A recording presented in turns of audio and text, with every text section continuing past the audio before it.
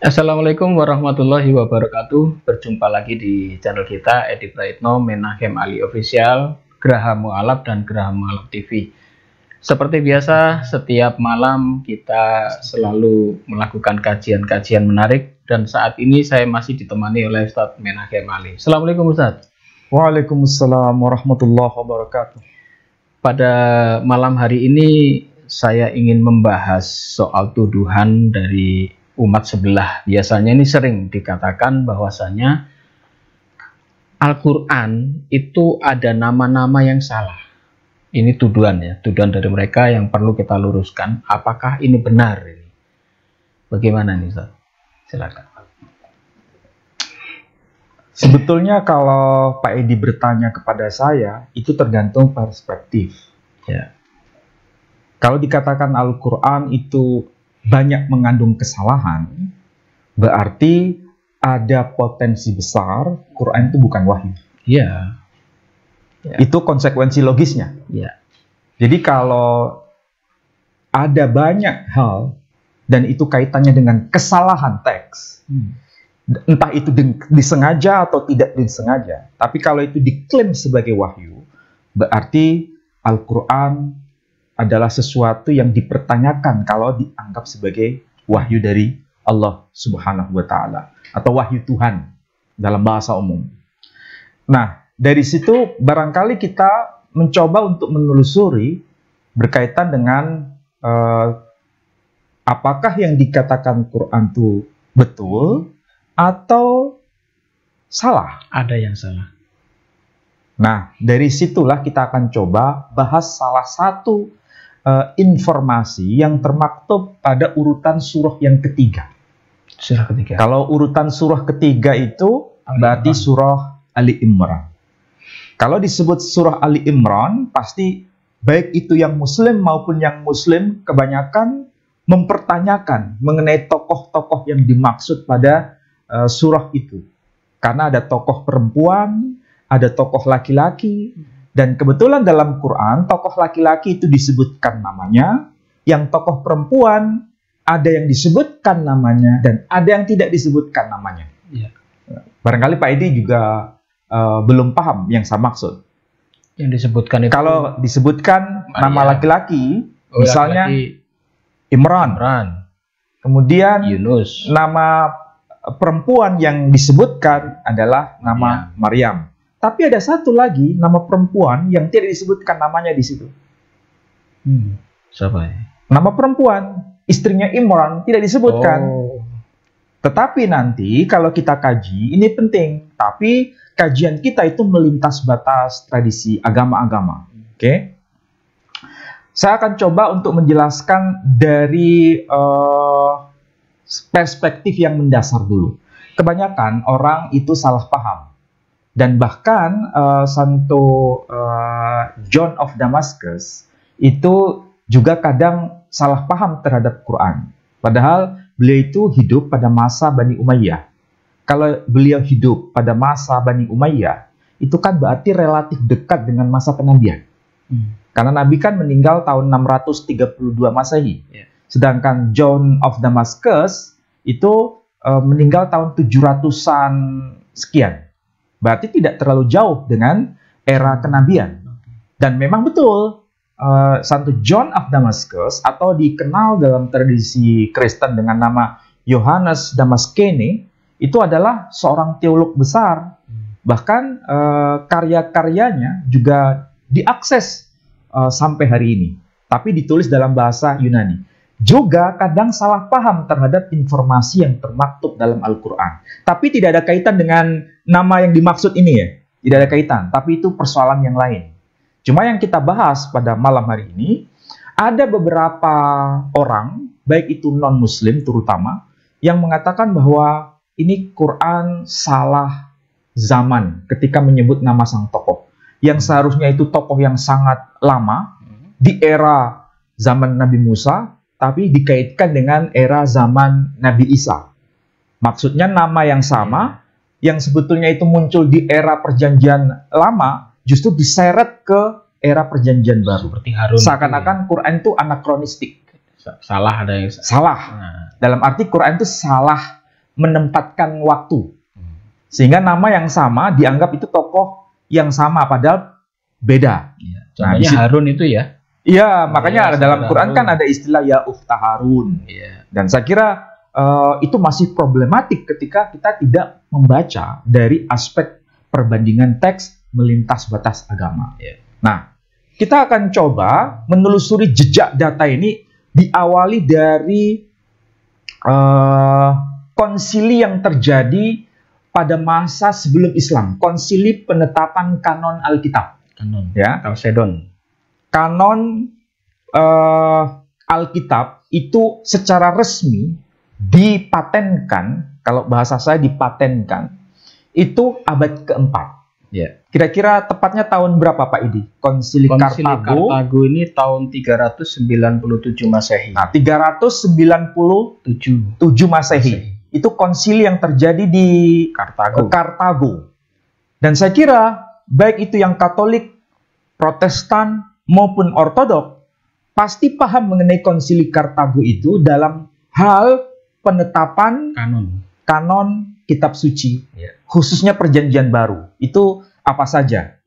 Yang diputuskan akhirnya 27 kitab itu. Betul. Jadi yang diputuskan itu 27 kitab.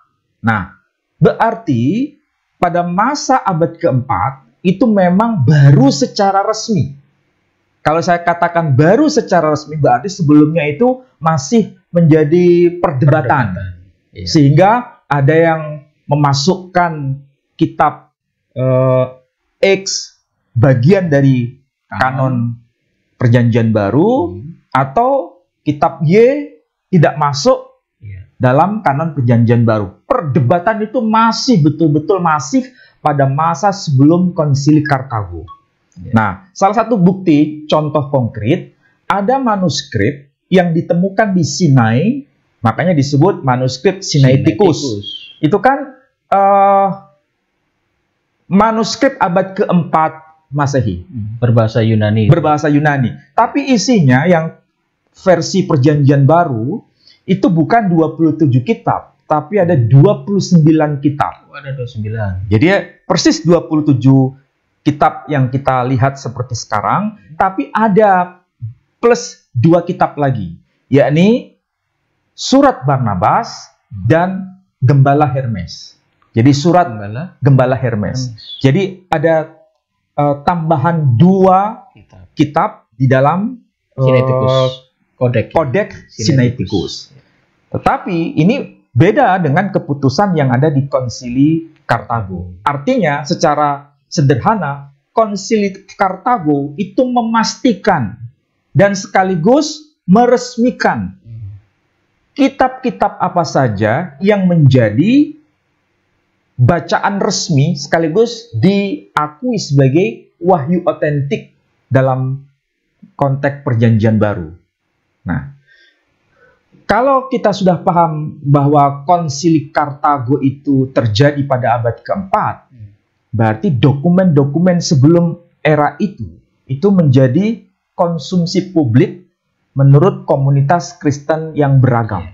Karena muncul sekitar 50 lebih kitab ya. Ya, tetapi meskipun ditetapkan pada abad keempat di Kartago, apa yang tidak masuk dalam kanon kitab suci itu masih dianggap sebagai sebuah kebenaran. Contohnya kemarin kita bahas mengenai Injil Yakobus. Ya, ternyata Injil Yakobus sampai sekarang isi dari Injil Yakobus itu tidak bisa diingkari secara mutlak. Masih dikutip-kutip. Masih menjadi bagian dari tradisi gereja. Termasuk mengenai nama-nama yang termaktub di dalamnya. Bahkan kalau kita tanya kepada saudara kita yang Katolik dan yang Ortodok, sangat setia dengan nama yang tercantum di dalamnya. Di dalam Injil Yakobus itu, yakni nama Santa Ana dan Santo Yoachim sebagai orang tua Santa Maria. Bahkan Pak Edi juga mengenal nama itu kan? Kemarin jadi jadi pembahasan rame saat Amerika terbakar karena itu disebut angin Santa Ana. Iya, betul. Namanya angin Santa Ana. Dan memang dari nama Santa Ana Dan nama itu memang muncul ada di Injil Yakobus. Dan Injil Yakobus itu sudah eksis paling akhir itu abad kedua Masehi. Artinya jauh sebelum terjadinya konsili Kartago. Sudah ada Injil. Sudah ada penyebutan nama itu. Oke. Jadi kalau di dalam Al-Quran tokoh yang bernama Sayyidah Maryam itu punya orang tua yang bernama Imran. Berarti itu dianggap kesalahan. Karena dalam Alkitab disebut Yoakim. Karena dalam Alkitab yang resmi, yang kita lihat perjanjian baru sekarang, itu nggak ada nama Imran. Yoakim. Juga nggak ada nama Yoachim. Oh, nggak ada. Nah, tidak ada nama Yoachim, tidak ada nama Imran, juga tidak ada nama Eli. Yang ada? Tidak ada penyebutan nama tidak disebut. Siapapun nama yang dimaksud. Tidak ada penyebutan. Secara resmi, dalam kitab perjanjian baru yang kita paham sampai hari ini, tidak ada penyebutan nama orang tua, baik orang tua laki-laki atau orang tua perempuan, siapa nama mereka berdua, itu tidak disebutkan. Kok muncul Santa Ana? Karena ternyata dari Injil Yakobus. Oh, Injil yang dianggap bukan kanon tadi. Iya, yang dipinggirkan dari kanon, nama Santa Ana itu ada dalam Injil Yakobus, dan nama suaminya yakni Santo Yoachim itu juga disebutkan dalam Injil Yakobus. Cuma masalahnya tidak tercantum dalam kitab perjanjian baru. Oh iya. Dari situlah kemudian ada semacam ketegangan, baik itu yang Muslim maupun yang Kristen. Seakan-akan ini dua nama yang tidak sinkron. Satunya Yoakim, satunya Imron. Satunya Yoachim, satunya Imron. Itu kan dua nama yang berbeda, berarti orangnya beda. Itu kan kesimpulannya. Mereka menuduh Al-Quran salah. Itulah sebabnya kemudian ada tuduhan Al-Quran itu pasti keliru. Nah, dari situlah kita mencoba untuk menelusuri, betulkah anggapan itu? Kita akan coba membaca dulu ya, apa yang termaktub di dalam Al-Quran terjemahan bahasa Latin dulu. Bahasa Latin. Al-Quran terjemahan bahasa Latin ini itu sudah diproduksi, sudah dibuat, sudah dikonsumsi secara publik itu tahun 1518 atau sampai 1621 Masehi. Siapa yang telah membuat karya besar ini, Quran dalam terjemahan bahasa Latin, dan tentu saja ini untuk konsumsi kaum Kristiani pada masa itu, bukan untuk konsumsi umat Islam. Karena ini ditulis dalam bahasa Latin. Umat Islam kan tidak tahu bahasa Latin, tidak bisa baca bahasa Latin. Berarti waktu itu menyebarkan Islam di negara mereka sudah dilakukan ya? Ya, tentu saja pembacaan terhadap kitab suci Al-Quran bukan dianggap sebagai wahyu ya, tapi dianggap sebagai sebuah teks yang perlu dipelajari. Itu salah satunya adalah karya uskup agung yang bernama, uskupnya ini Egidio da Viterbo. Viterbo itu bukan nama orang, tapi itu nama asal. Yang sekarang itu posisi kawasannya adalah Italia. Oh, Italia. Nah, ingat, antara kawasan Kartago dengan Italia itu satu wilayah. Kalau Italia, ya kita kenal sekarang Italia. Kalau Kartago itu adalah sekarang nama kota menjadi Tunisia. Oh, negara Tunisia sendiri. Jadi Tunisia dengan Italia itu kan sebetulnya satu kawasan tuh. Hanya dipisahkan dengan lautan aja. Tapi sebetulnya satu kawasan luas. Nah, apa yang ditulis oleh Uskup Egidio da Viterbo ketika menjelaskan teks Al-Quran ini, tentu saja dalam bahasa Latin sekali lagi, itu menyebut nama tokoh yang tentu saja kita asing. Tapi coba lihat yang versi terjemahan Quran bahasa Indonesia dulu Pak ini. Yeah.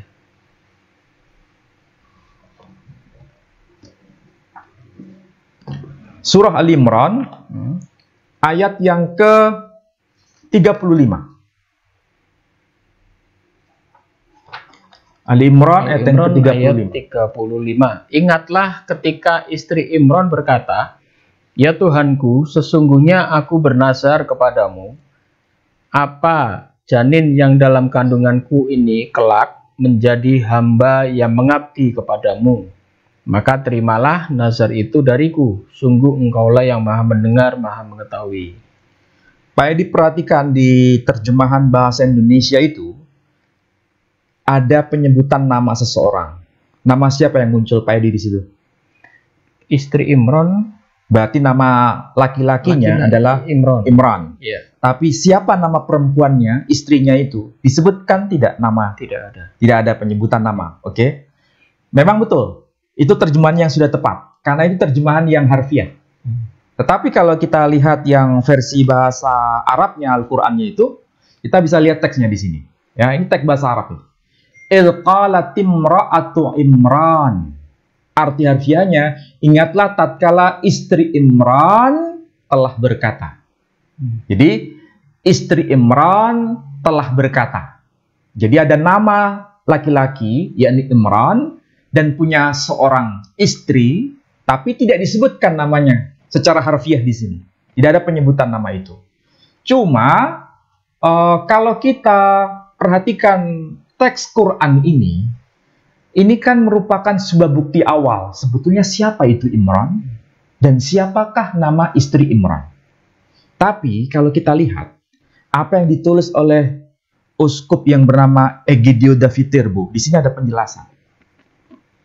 Di sini dikatakan dalam bahasa Yunani, dalam bahasa Latin di sini. De Anna Matre Maria. Jadi ada penyebutan nama perempuan.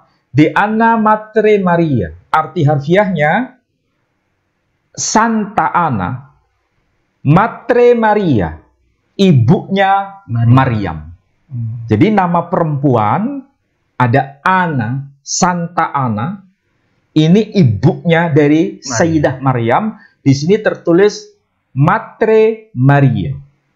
Teks Quran tadi itu, il qalat imra'atu Imran, disebutkan istri Imran. Di sini ada penyebutan Quando dixit uxor Joachim. Jadi quando dixit uxor Joachim. Arti harfiahnya, ingatlah tatkala istri Joachim. Di sini tidak tertulis nama Imran, tapi tertulis nama Joachim. Kalau bahasa Latin, uxor itu istri.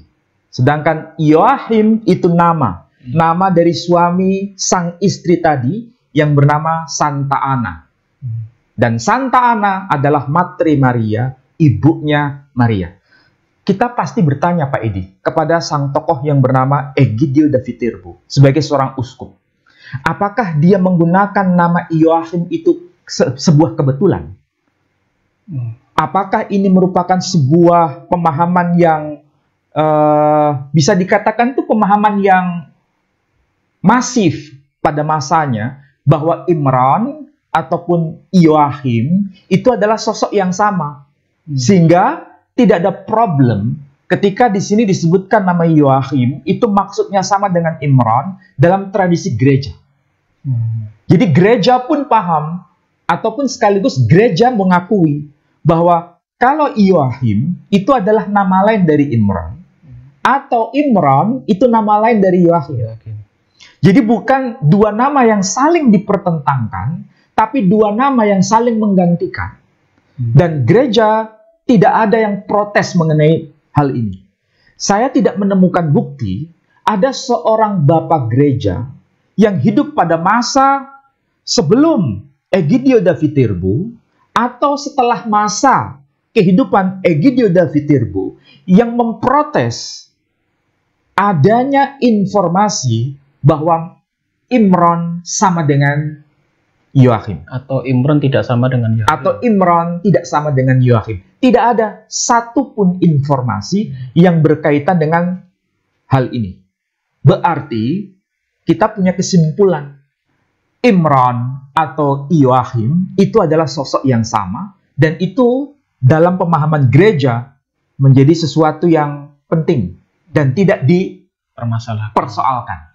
Apa karena dialek Arab sama dialek ini ya? Ya, saya harus paham dan kita pun semua harus paham bahwa Imran ataupun Joachim itu sebetulnya sama-sama bahasa Semitik. Hanya saja kalau Imran itu adalah bentuk adopsi dari istilah bahasa Ibrani atau dari istilah bahasa Aram dari kata Amram. Kemudian dalam versi Arabnya menjadi Imran. Sehingga Santo Yohanes Damaskene tidak juga bahas itu sebagai sebuah kesalahan. Saya tidak menemukan data Yohanes Damaskene merebutkan soal nama Imran itu. Padahal dia hidup di zaman Nabi Muhammad juga. Bukan, beliau hidup pada masa Bani Umayyah. Oh, sahabat. Dan dia sangat kritis dengan Islam sebetulnya. Tapi dia tidak pernah mempersoalkan bahwa Imran itu bukan Yoachim, Yoachim bukan Imran. Dia tidak mempeributkan soal itu. Artinya apa? Sejak era generasi awal tradisi gereja sampai masa abad ke-15 Masehi atau abad pertengahan, tidak ada perdebatan mengenai kasus nama Imran atau nama Yoachim ini. Dengan kesimpulannya sederhana, ini sosok yang sama. Ini kalau kita lihat dari karya Uskup Egidio da Viterbo yang judulnya Latin Translation of the Quran. Jadi ini Quran dalam terjemahan bahasa Latin. Ini sudah fix ya, sudah diakui dalam tradisi gereja. Persoalannya, apakah hal seperti ini itu bisa di cross check kembali dalam tradisi Islam? Apakah Islam juga punya kesimpulan yang sama seperti yang saya sampaikan tadi, bahwa Imran atau Yoachim itu sosok yang sama? Bukan merujuk pada Imran zamannya Nabi Musa, bukan. Tapi ini Imran yang satu zaman dengan Nabi Isa alaihissalam. Oke. Ini saya bawakan satu kitab tafsir yang tafsir ini berjudul Tafsir At-Tahrir wa Tanwir. Jadi ini tafsir At-Tahrir wa Tanwir. Dan saya kira ini bisa diakses oleh banyak santri sebetulnya untuk bisa memahami soal ini. Dan tentu saja yang non-muslim juga bisa akses data ini. Kenapa saya harus bicara mengenai tafsir ini? Karena tafsir At-Tahrir wa Tanwir itu penulisnya berasal dari kawasan Tunisia. Tunisia. Nah ini ya, Tunisia. Di sini tertulis Tunis. Berarti kitab ini memang diterbitkan di Tunis. Tokohnya adalah tokoh besar, namanya terkenal Ibnu Ashur. Jadi kalau disebut Allamah Ibnu Ashur atau Syekh Ibnu Ashur, pasti semua orang tahu, oh ini adalah tokoh ulama besar yang pakar dalam ilmu Al-Quran, ahli tafsir, dan menjadi rujukan para ulama di belahan dunia manapun. Yang menarik, di dalam tafsir ini kan orang yang hidup pada lingkungan kawasan Tunisia. Pak Edi harus tahu, Tunisia zaman sekarang itu kan negara Afrika Utara. Dulu sebelum Nabi kita Muhammad SAW diutus di muka bumi, itu kawasan Afrika Utara adalah kawasan Kristen. Mulai dari Mesir sampai wilayah Aljazair, bahkan termasuk Maroko, itu adalah kawasan kekristenan. Jadi kawasan dunia Kristen sebetulnya. Makanya nama-nama yang ada di Mesir itu semua nama-nama khas Kristiani. Misalnya Al-Qadis, Kirirus, Al-Iskandari. Itu bahasa Arab kan? Tapi di situ namanya asing kan? Al-Qadis, Kirilus, Al-Iskandari. Artinya ini Santo Kirilus dari Alexandria. Ya kan? Kemudian banyak tokoh-tokoh yang lain dari Alexandria, tapi nama belakangnya misalnya Alexandria. Contohnya penulis sejarah gereja yang disebut Al-Kaisaria, Eusebius dari Kaisaria. Nah, itu. Kalau Kartago waktu sidang untuk menentukan kitab itu, Kartago ini di kota mana ya? Jadi kawasan yang disebut sebagai Tunisia sekarang itu. Tapi tepatnya kota apa? Ya, tidak, saya belum mengidentifikasinya secara wilayah tepat. Masuk Tunisia ini berarti? Iya, sekarang masuk wilayah Tunisia. Nah, apa yang disampaikan oleh Ibnu Ashur ketika membahas mengenai ayat Ilqalat imra'atu Imran? Ingatlah tatkala istri Imran itu siapa sebenarnya? Dan membahas pada surah Ali Imran di sini. Di sini ada informasi. Wa amma Ali Imran, yang berkaitan dengan keluarga Imran itu siapa? Fahum Maryam wa Isa fa Maryam binti Imran ibn Matan kada sammahu al-mufassirun. Arti harfiahnya, mereka itu yang disebut sebagai keluarga Imran itu adalah Maryam, Isa, dan Maryam itu binti Imran. Maksudnya Maryam itu anak perempuan Imran. Siapa itu Imran? Dan itu sudah dibahas oleh para mufassir. Makanya di sini dikatakan kada sammahul mufassirun. Begitu para mufassir, para ahli tafsir memahaminya. Di sini ada penyebutan anna ismuhu Yohakim. Yohakim. Itu versi Islam padahal ya. Nyebut Yohakim. Jadi Imran itu ya Yohakim. Yohakim Ya, itu Imran. ya Imran. Ini tradisi Islam sudah paham itu. Jadi sosoknya itu sama, satu, tapi disebut dengan Yohakim dua nama. dan Imran. Kalau kita sudah paham seperti ini, malah ada penegasan. Annahu min nasl Harun akhi Musa. Dia itu adalah keturunan dari Harun, saudara Nabi Musa. Jadi betul di sini. Harun, tapi Harunnya versi Nabi Musa ya. Ya memang antara Sayyidah Maryam dengan Nabi Harun itu memang satu pohon nasab. Karena memang Imran, termasuk juga keluarga Imran, itu kaitannya dengan Keturunan Harun. Nabi Harun. Dan Nabi Harun di situ disebut akhi Musa. Harun akhi Musa. Harun saudaranya Nabi Musa. Dan dari keturunan Harun ini nanti muncul Saudaranya Maria. satu keluarga ya yang disebut keluarga Imran. Dan nama Imran ini nama lainnya adalah ismuhu Yohakim. Jadi sebetulnya dari sini sudah clear bahwa Imran yang dimaksud di dalam Al-Quran itu adalah Yohakim seperti yang dipahami oleh tradisi gereja. Baik itu Katolik maupun yang Ortodok. Semua sepakat itu. Jadi kalau ada orang yang salah paham terhadap Al-Quran, bahwa Al-Quran itu salah ketika menyebut ya ukhta Harun, itu berarti dia kurang jeli, kurang referensi, dan memang kurang update data. Iya, termasuk perbedaan Imran dan Yohakim tadi ada juga yang permasalahkan. Yang benar Alkitab mengatakan Yohakim, tapi di dalam Al-Quran kok Al-Imran. Tapi kitab yang menyebut Yohakim itu kitab Injil Yakobus ya. Betul. Dan Injil Yakobus tidak ditolak secara 100%. Diterima.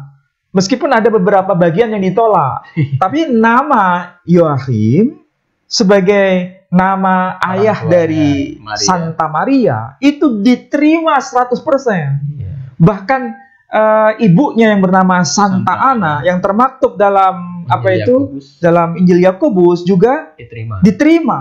Bahkan di sini disebutkan Hanna binti Imran. Hanna istrinya. Zaujah Imran. Hanna itu istri dari Imran.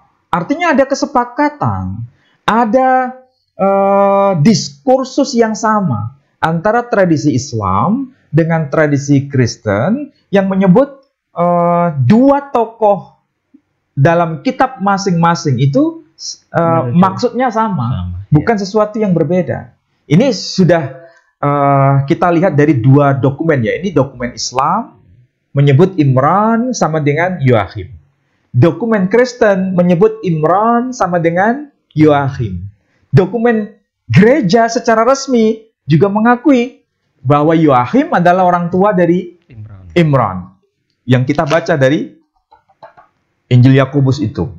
Jadi sebetulnya tidak ada sesuatu yang bertentangan secara diametral dalam kasus soal yang seperti ini. Nama ini, apalagi menuduh Al-Quran salah. Nah, berarti itulah dia kurang referensi. Ya seperti orang yang tidak paham mengenai masalah tradisi gereja, ya. Tradisi gereja itu juga harus dibaca oleh banyak orang.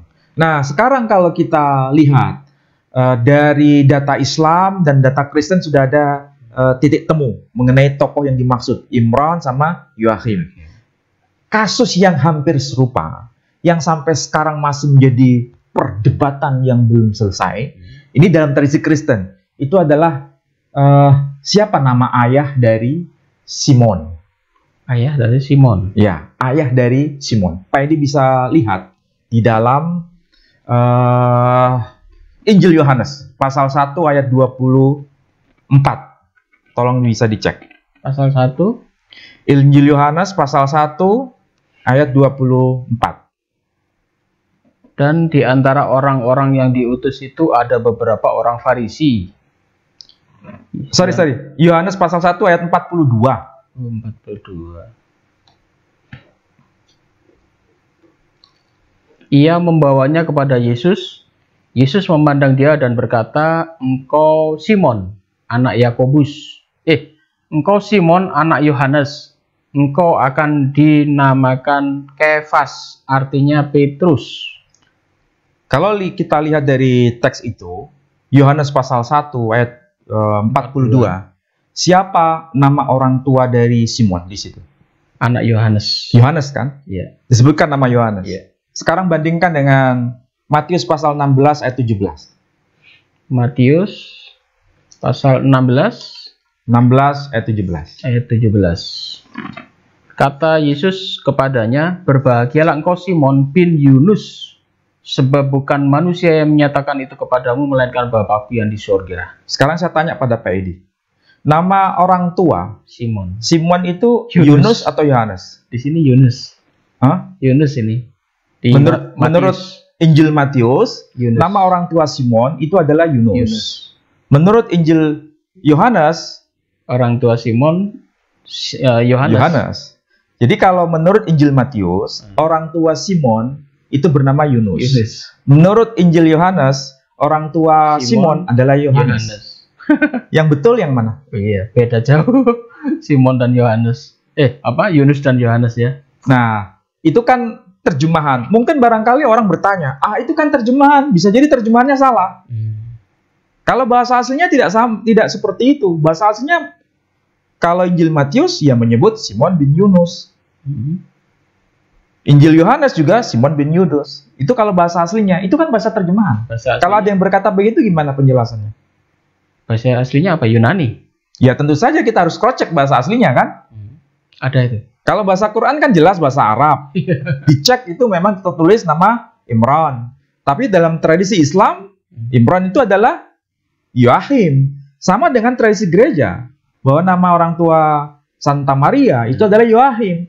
Jadi bukan ada sesuatu yang berbeda di situ. Oke. Nah, sekarang kita bertanya balik.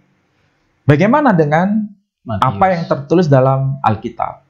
Kalau kita tanya sama saudara kita yang Kristiani, Alkitab itu mengandung kesalahan tidak? Pasti jawabannya tidak mungkin. Karena Alkitab itu ineransi. Ineransi itu bebas dari kesalahan. Artinya tidak mungkin salah.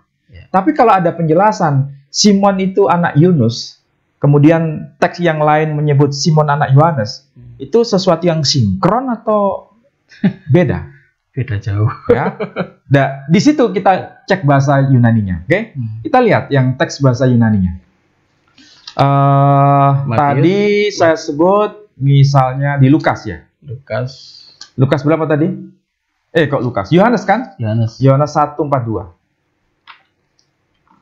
Yohanes 1:42. Nah, di sini ada penegasan. Su Simon ho wios Yohanon. Jadi berbahagialah engkau Simon ho wios Yohanon, anak dari Yohanes. Oke. Ini ada dalam Injil Yohanes. Sekarang kita cek yang Matius berapa tadi? 16 ayat Matius 17. 16-17. 16. Matius sebentar. 16, 17. Di sini ada tertulis nama ya. Simon Bar-Yona. Bar-Yunus. Jadi kalau disebut Simon Bar-Yona, artinya Simon anak Yunus. Oh, bukan Yohanes. Simon anak Yohanes. Ini teks aslinya, ya, versi bahasa Yunani. Berarti sama nggak dengan terjemahan tadi? Sama kan? Berarti itu bukan terjemahan yang salah kan? Iya. Karena itu basicnya merujuk pada Alkitab Perjanjian Baru versi Yunani yang saya pegang ini. Karena Matius menyebutkan Simon Bar-Yona, sementara kalau dalam Injil Yohanes itu Simon anak Yohanes. Oke? Itu dari teks Perjanjian Baru versi Yunani yang saya pegang. Oke? Kita bandingkan dengan teks lain versi bahasa Yunani juga, ya. Tapi apakah tertulis sama dengan yang di sini? Cek lagi Yohanes berapa tadi Pak Edi? Yohanes 1 ayat 24 ya. 1 ayat 24.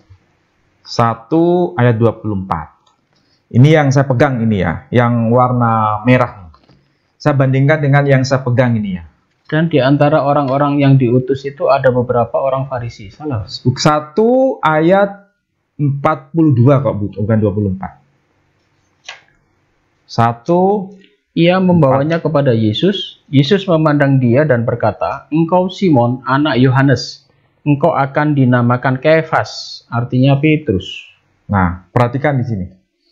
Ini yang saya pegang sama seperti yang tadi saya baca, yakni bahasa Yunani. Yohanes pasal 1 ayat 42, di sini tertulis nama Su e Simon ho wios Yona. Perhatikan yang saya baca. Su e Simon ho wios Yona. Ya, berarti di sini nama Simon disebutkan anak Yona, anak Yunus. Oh, anak Yunus. Ini yang saya pegang. Ya. Di sini ini sama dengan bahasa Yunani. Tertulis Su e Simon ho huios Yohanes. Simon anak Yohanes. Masalahnya yang betul yang mana di antara dua ini? Itu Mas apa itu terbitan tahun berapa? Apa beda terbitan mungkin? Ini kan sama-sama teks asli bahasa Yunani. Sama-sama Injil Yohanes pasal 1 ayat 42. Teks yang agak kekuningan ini tertulis Simon ho huios Yohanon. Sedangkan yang teks ini tertulis nama Simon ho huios Yona. Jadi yang betul yang mana? Itu problem. Iya. Nah, yang menjadi masalah besar kalau ini yang tertulis nama Simon Bar-Yona, Simon Bar-Yohanon, maksudnya Simon anak Yohanes, ini adalah versi terbitan UBS. Yang menurut sebagian orang ini dianggap Alkitab yang tidak kanon. Sedangkan yang ini yang disebut sebagai teks Bizantin. Teks yang dianggap Alkitab yang kanon. Makanya di sini tertulis Simon ho huios Yona. Maksudnya dianggap kanon, ini yang asli, ini dianggap yang tidak asli.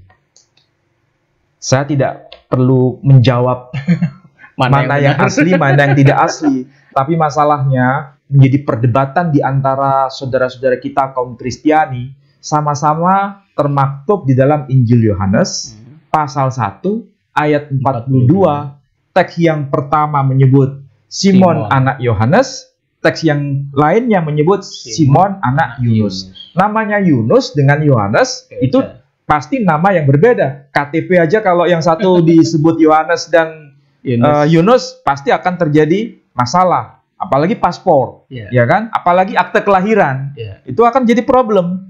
Nah, masalahnya kalau di dalam dunia Islam dan dunia Kristen, ketika menyebut nama Yoakim, clear, sudah selesai. Ya. Tapi kalau berkaitan dengan Yunus dan Yohanes, Simon bin Anaknya, Yunus atau Yunus Simon bin bin Yohanes. Yohanes, itu sampai hari ini Beda. masih menjadi perdebatan. Baiklah, saudara-saudaraku sekalian, jadi menarik ya. Kita sudah menjawab semua tuduhan bahwasanya seperti bahwasanya Imron dan Yoakim itu berbeda.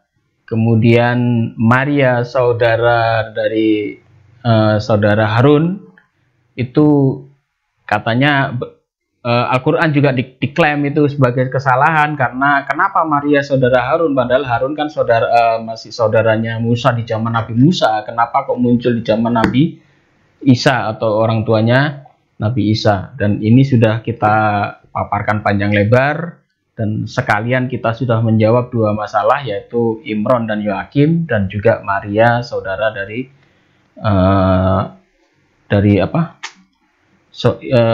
Maria saudara dari saudara Harun maksudnya.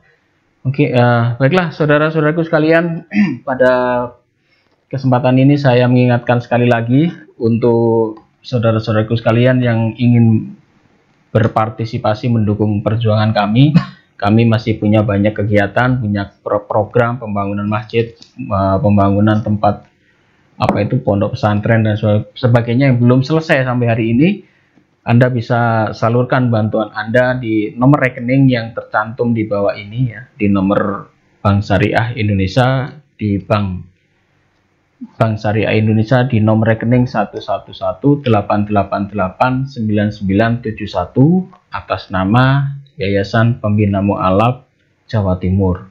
Dan untuk saudara-saudaraku yang sudah menyumbangkan kepada kami ucapkan terima kasih. Semoga amal ibadah Bapak Ibu sekalian diterima oleh Allah Subhanahu wa taala. Mungkin ada closing, Ustadz, silakan Ustadz. Ya, paling tidak kita bisa menyimpulkan dari diskusi kita malam ini bahwa apa yang tertulis dalam Al-Quran itu pasti tidak mengandung kesalahan.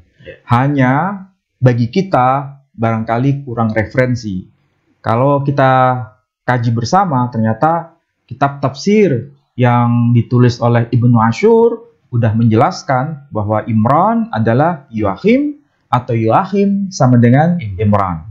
Dan begitu juga Bapak Gereja yang bernama Uskup Egidio Daviterbo juga menjelaskan hal yang sama, bahwa Imran itu adalah Yoachim dan Yoachim itu adalah Imran. Dan orang ini, laki-laki ini adalah orang tua dari Santa Maria atau Sayyidah Maryam. Itu poin yang pertama.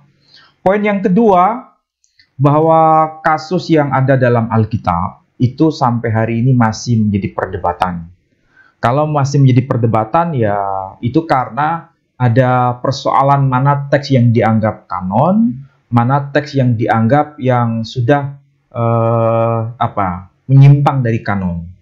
Makanya kalau kita lihat dari dua teks ini, yang satu tertulis The Greek New Testament versi UBS menyebutkan Yunus itu, Simon itu anak Yohanes. Tapi kalau di sini Ekaine Diateke yang versi bahasa Yunani juga itu menyebutkan Yona. Yona berarti artinya sama dengan Yunus. Nama itu tentu saja menjadi perdebatan yang belum selesai, belum tuntas sampai hari ini. Silakan itu menjadi kajian dalam tradisi kaum Kristiani sendiri. Saya tidak bisa ikut campur karena itu menjadi hak privasi. Ya, tetapi ini sudah menjawab bahwasanya Al-Quran tetap benar, dan kalau mereka menuduh kita, kita bisa bertanya balik, bagaimana kitab Anda? Seperti itu ya. Baiklah saudaraku sekalian, semoga perjumpaan kita ada manfaatnya, dan tunggu perjumpaan kita di minggu depan ya. Semoga semua yang kami paparkan ini ada manfaatnya, dan sekali lagi kami mohon maaf jika ada salah kata. Wabillahi taufiq wal hidayah. Wassalamualaikum warahmatullahi wabarakatuh. Waalaikumsalam warahmatullahi wabarakatuh.